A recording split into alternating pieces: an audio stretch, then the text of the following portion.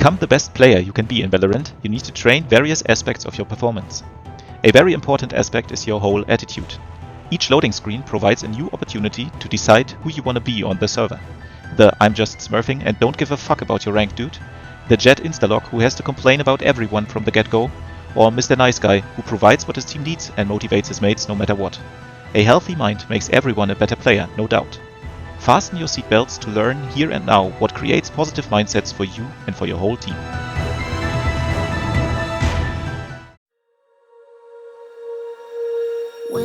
Mentality is hard to grab.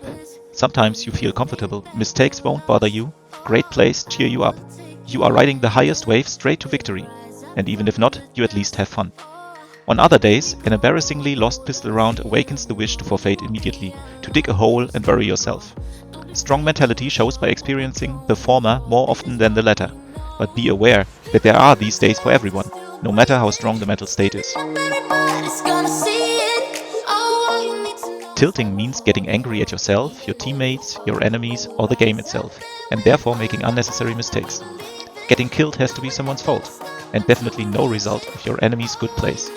Either your team is shit, your mates are trolling, everyone is smurfing and Riot doesn't give a fuck, the map is garbage, that Reyna has a high ping, knows too much and is probably cheating, or the enemies are so lucky.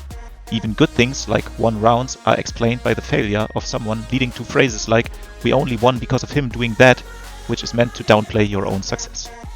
It is no secret that seeing the game in this way prevents you from having fun and makes you play worse. Whenever you've got the feeling of getting tilted, you should take a deep breath between rounds and consider quitting Valorant for today between matches.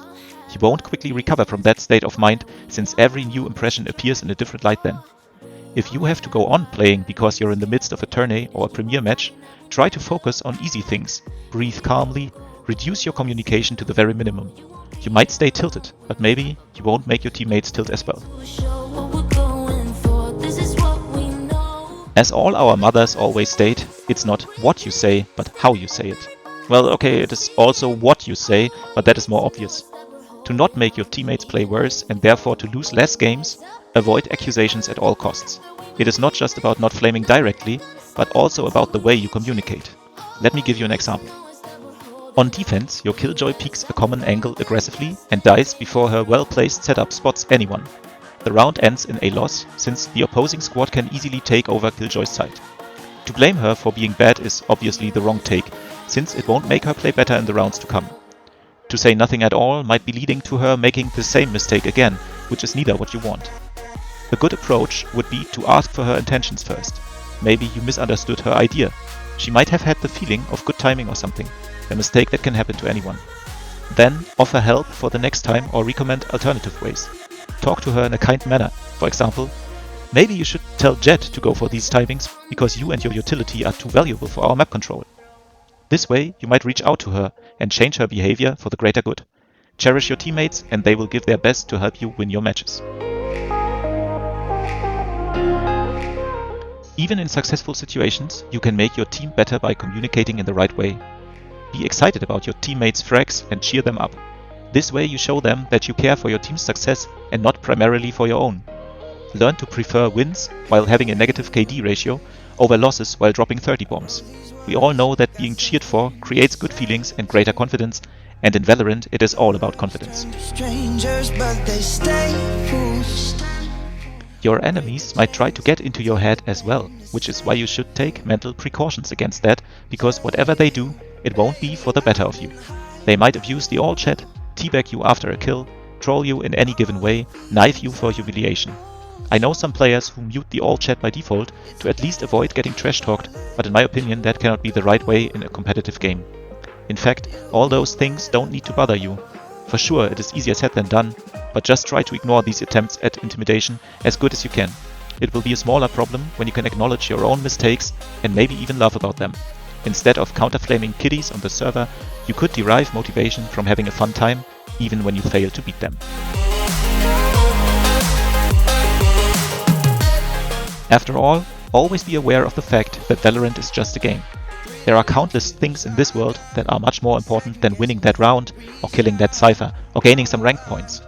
You yourself as a person are not defined by how good of a Valorant player you are. For sure, there are other things in real life that you can do much better than this one headshot machine on race that humiliates you in every duel.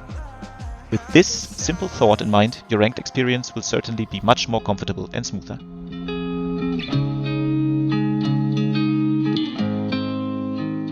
Everybody gets surprised by the enemies every now and then. If it's an unexpected lurker appearing right behind you, a well-timed flashbang catching you out in the open, an unusual angle or trapwire you're stumbling into, or a spike getting diffused while you are waiting around the corner for the diffuser to peak. Being unaware of certain aspects in a Valorant match is almost always painful and might lose you some rounds. What can you do to increase your knowledge about what the heck is going on?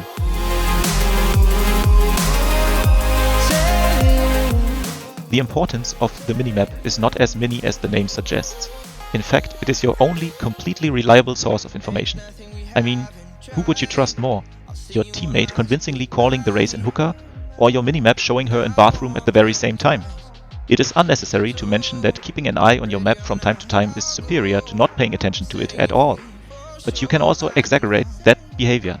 Raise your hand if you have never died while looking to the top left of your screen.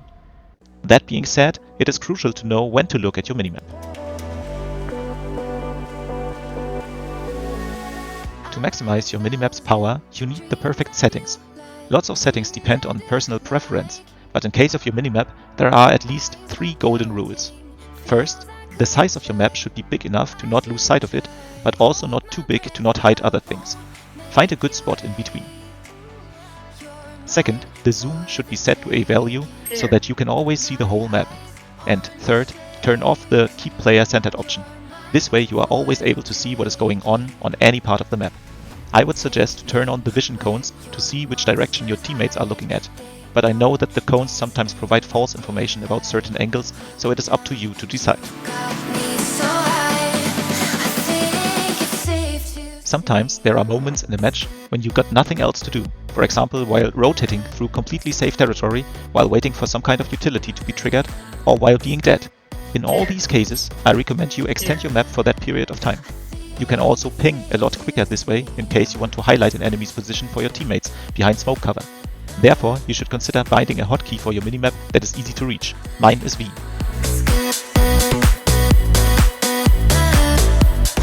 You want to know if someone is defusing the spike or holding your angle? You want to know if the bomb is already halfway defused or if there is still enough time to get it done?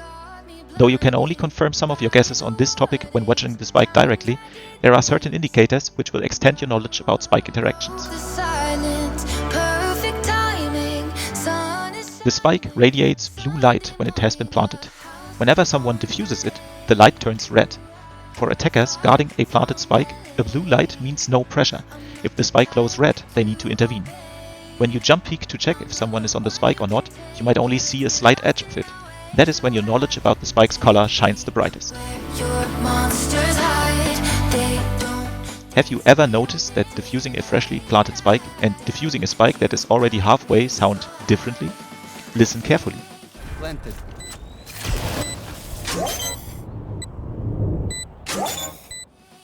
The sound of the more urgent situation is a bit higher. If you can reliably distinguish the two sounds, you will know for sure how much time you've got to peak. This kind of knowledge is an absolute game changer. When it has been planted, the spike ticks with increasing speed. This speed may help you to decide if a retake is still possible.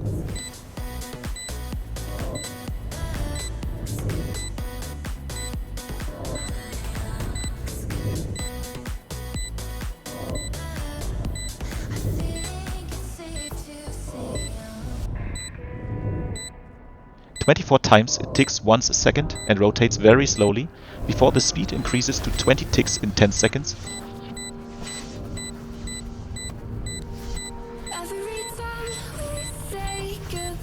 Followed by 20 more ticks in 5 seconds. At the end you can barely count the ticks anymore for 4 seconds before a single 1-second sound announces the detonation.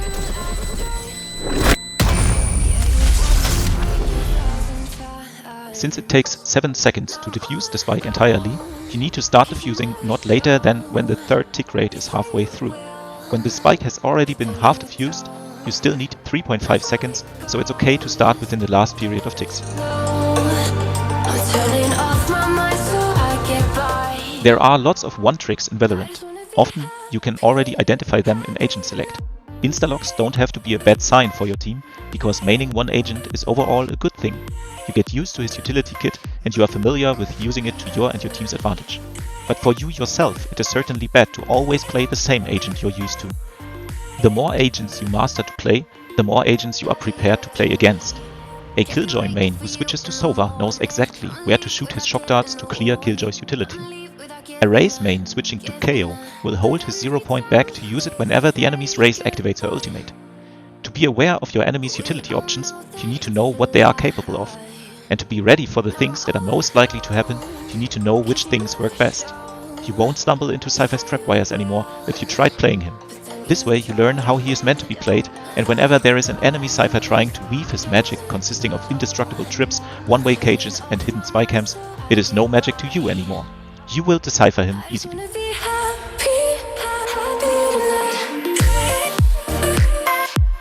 The final part of your optimal mindset is about your role. Yes, after all, Valorant is an RPG. Okay, you won't gather items, customize or upgrade your character, at least not with buffs that really matter in game, but the role mechanic that discriminates Valorant from Counter-Strike, for example, is undeniable and essential. It is critical to play the role your agent fits into. Otherwise, you will let your team down. I know from experience that there are players that proudly state in every agent select, pick what you're good at, I'll fill. Then they generously pick what is missing. The Killjoy on Ascent, the Viper on Breeze, the Skye on Sunset, and play them all as if they would play duelists. A Killjoy might peek aggressively from time to time, remember the part of this video about good comms, but it can't be right to go first in each and every round. A living Viper provides so many opportunities for her team because of her never-ending stream of poison. And Skye's birds recharge as well. After selecting an agent, think about your role carefully.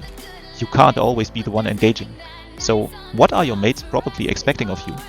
The least would be to come up to the core of their expectations. Sentinels watch the flanks and lurk, controllers deny vision, initiators gather information and support attacks, and duelists go in first. A side entering Astra is as wrong as a flank watching Jett, generally speaking.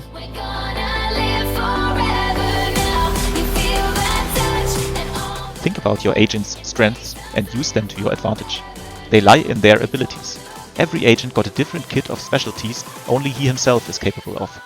The most important part is to use them at all. To check out if you have failed to do so, you can look at the scoreboard's performance window after each game. Here you can find information about the number of times you use your abilities per round. As you can see, my Skye is a bit weak in terms of Trailblazer usage. Especially on defense, I know I can gather information a bit earlier with it now. There is no need to wait for the perfect opportunity in retakes. Making myself aware of that fact leads to an adjusted and therefore better playstyle.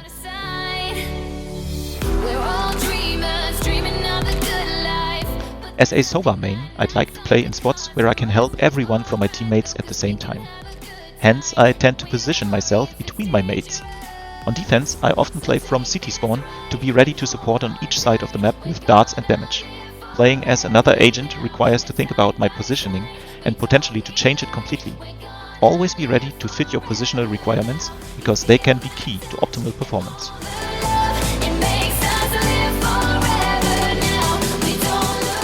In this guide, you have heard a lot of things about the ideal mindset, combined with your combat that represents your basic skills in Valorant. To learn more about how to communicate in depth, subscribe to this YouTube channel because this will be the next topic of this series. Stay tuned.